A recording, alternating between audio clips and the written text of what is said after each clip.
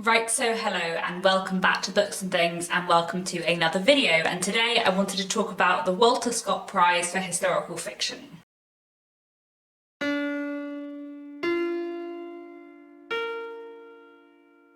So the Walter Scott Prize for Historical Fiction is a prize that I really enjoy following. I'm very into historical fiction, as you may have noticed if you have watched a few of my videos, and the Walter Scott Prize is one of the big prizes for historical fiction in the UK, and they just announced the Longlist last week, so I thought I would make a video talking about the Longlist and also my reading plans for the Walter Scott Prize. So 2 years ago I read along with the Walter Scott Prize and I read the majority of books that were on the Longlist. I think I read like 9 books out of the 12, and it was really fun to read them and to see what was on the shortlist and what finally won, and I just really enjoyed that experience. I didn't manage to do it last year, but I am hoping to do it this year and to read the majority of the books on the Longlist. I am not going to read all the books on the Longlist. One of them is the 3rd book in a series and I will definitely not be reading that because I haven't read the previous 2, but I'm going to try my best to read the other 10 books on the Longlist. I'm not certain whether or not I will manage this. Basically, the way that current coronavirus restrictions are in the UK, libraries are supposed to be opening in the middle of April. But if libraries don't open in the middle of April, I think I'm going to struggle to read all of the books on this list because I only own one of them. But I did want to talk a bit about the Walter Scott Prize today, about what's on the Longlist and how interested I am in reading them, who they're by, what books they are, and like I said, I'm going to do my best to read as many of them as possible. So as I said, the Longlist was announced last week. The shortlist will be announced towards the end of April, I think, and then the winner is announced in June. So if I do manage to read lots of books on this list, I'll probably be reading the majority of them in April, because in March there are a few other read-alongs going on. Libraries haven't opened yet. And then in May, I'm probably going to be hosting a 1900 to 1950 readathon, but more on that at the beginning of April. I'll have many more details for that later on, but because of that I'm probably not going to be reading all that much historical fiction in May, but April and June I'm gonna see how many books from the Walter Scott Prize list I can read, because I'm quite excited for quite a few of these. So as I said, 11 books on the Longlist. The first book is Hinton by Mark Blacklock, which is published by Granta. And this novel follows a Victorian mathematician who, fleeing from a scandal in Britain, moves his family to Japan, and it's about his time living in Japan. I believe it's based on a real figure, Charles Howard Hinton, who was a Victorian mathematician, and beyond that, I don't know very much about it. However, I am incredibly excited for this one because the Victorians and Japan are two of my big interests, so I think I might really like this one. We will see, but already it's like ticking a lot of my theoretical boxes.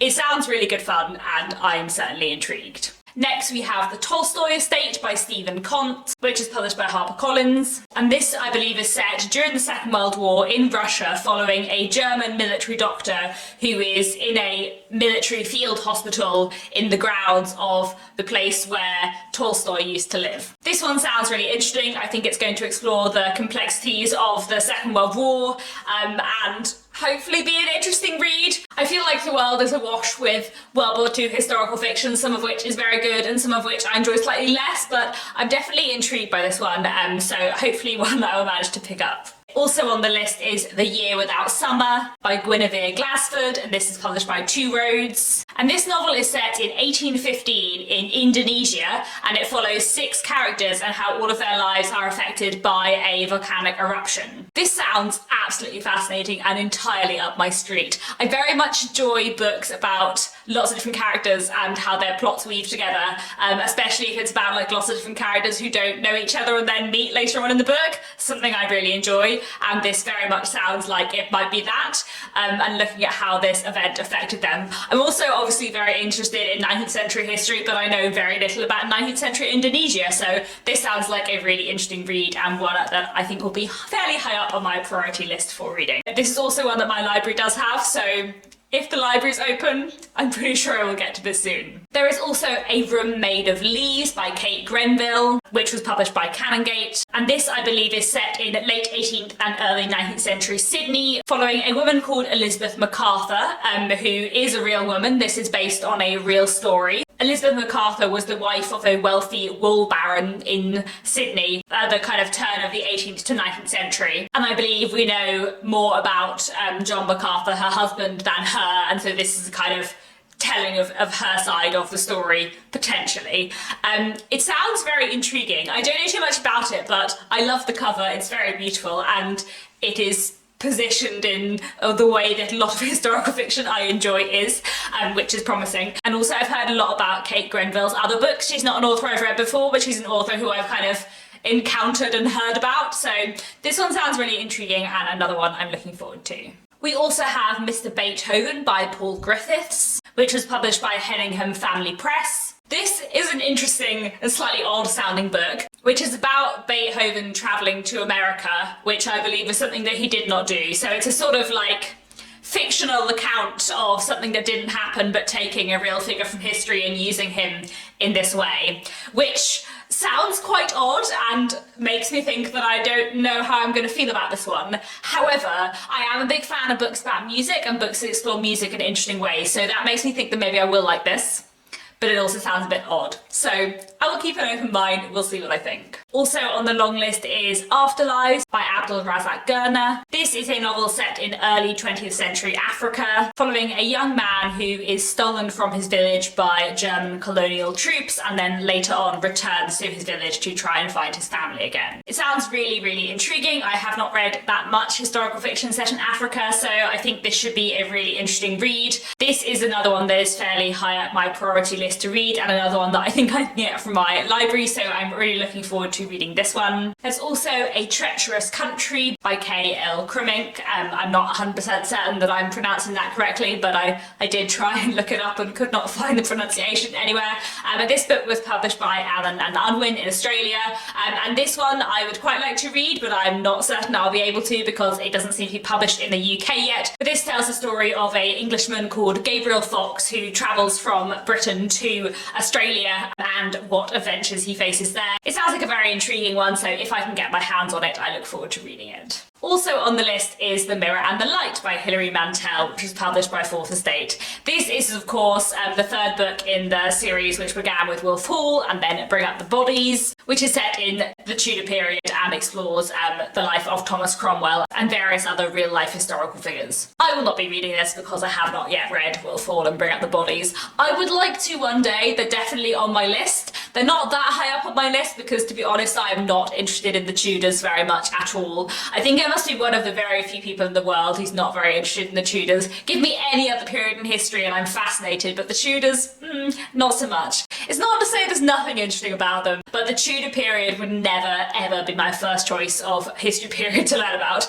So I one day will probably read Wolf Hall because I do hear it is an amazing historical fiction novel, but I'm not that fast and I'm definitely not going to start with book 3 or make myself read the previous 2 books in order to read this for the Walter Scott Prize. So sorry, not going to be reading The Mirror and the Light, but I feel like everyone's heard plenty about that, so you know, it's fine. I will read many other books from this list, I hope. The next book on the list is Hamlet by Maggie O'Farrell, which was published by Headline. I do have a copy of this here. So Hamlet is a book that I've heard a lot about and been meaning to read for ages, and it explores basically Shakespeare's family life, mostly looking at the death of Shakespeare's son Hamlet and how his family reacted to that, but I believe it is focusing on Shakespeare's wife and children, and Shakespeare is never named as Shakespeare in the book. Everything I hear about Hamlet tells me it is one of the most amazing historical fiction books ever written and that it is an incredible portrait of grief. So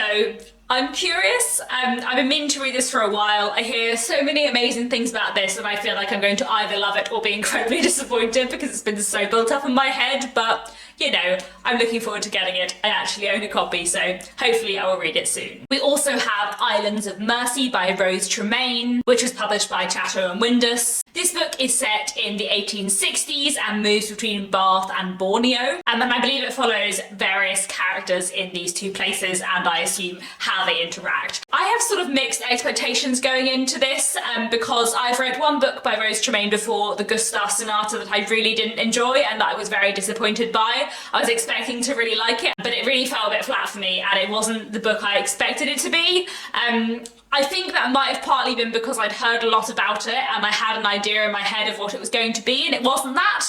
Whereas I've heard a lot less about Islands of Mercy, so maybe I will have different feelings about it. Also, it is partly set in Bath in the 1860s, and as I have mentioned before, I love the Victorians, and I also used to live in Bath. I lived there for a year and I'm very fond of it as a place, so maybe I will like it. I would like to give Rose Tremaine another try because I was quite disappointed by the fact I was disappointed with the Gustav Sonata, so maybe I'll enjoy this, we will see. Finally on the list is The Dictionary of Lost Words by Pip Williams, which was also published by Chatto and Windus. This book is set in 1901 and the blurb for it says that in 1901, the word bondsmaid was discovered missing from the Oxford English Dictionary. This is the story of the girl who stole it. I don't really know what that means, but it sounds awesome. I'm very intrigued. I feel like I might really enjoy this one. I think it's about kind of early 20th century society in Britain and the suffragette movement, so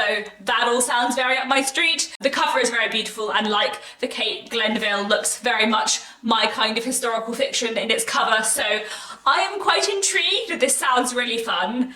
I feel like this could be my favourite. It just sounds very, very, very up my street and very wonderful.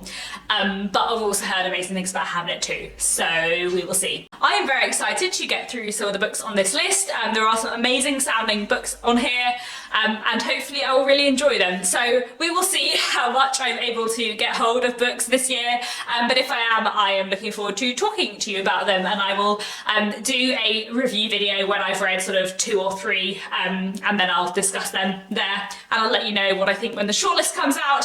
I think I had a bit of a head start when I did this 2 years ago because I'd already read a couple of books on the shortlist, but this year I haven't, so we will see. Hopefully I will get through some of these. I think it will be a really fun project to do again. All of these sound amazing, so we will see. That's all for now. Do let me know down in the comments if you've read any of these books, if you think I like them. And that's all. Thanks very much for watching, and I'll be back very soon with another bookish video.